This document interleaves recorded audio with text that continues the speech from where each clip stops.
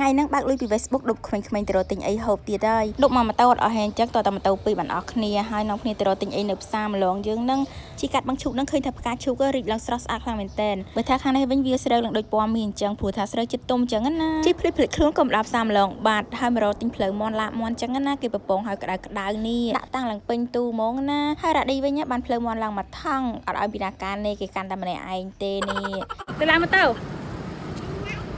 នោះទៅចេញពីកន្លែងផ្លូវមន់មករកទិញភីហ្សាម្ដងហើយតាមក្មេងៗគេកំងអញ្ចឹងណាអ្នកខ្លះគេចង់ញ៉ាំនេះអ្នកខ្លះគេចង់ញ៉ាំមនុស្សអញ្ចឹងទៅ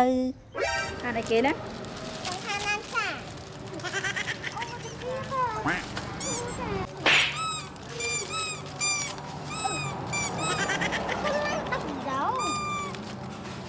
ឬចុះរត់ឡើងរ៉ាឌីនេះបានកូនតាហាន់មួយបើថាមានអ្នកប៉ាចេះផងម្នាក់និយាយពីថាសប្បាយចិត្តណាឥឡូវនឹងរបស់ឯកំងនឹងបានរួចរាល់ហើយនាំគ្នាយកទៅហូបនៅវាស្រែសិនអពុយម្នាក់អូពីណាយកអីខ្លះអូនយកផ្លូវមន់មួយទៀត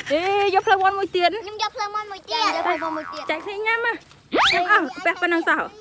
អានេះអូនឌីកំបឹងនេះចុះអូនឌីឯណាបងអូនឌីហ៎នេះភីសាតែម្នាក់ឯងអូនឌីយកភីសាម្នាក់ឯង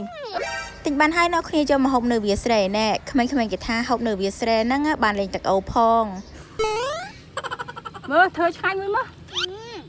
អបទៅវាតែឯង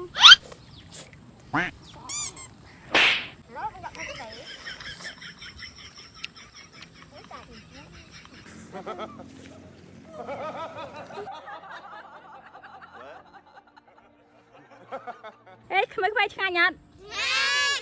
ចង់ញ៉ាំទៀតថ្ងៃក្រោយ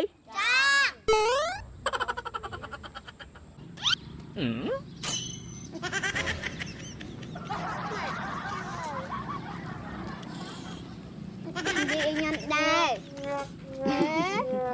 đi ăn cho khỏi nước cho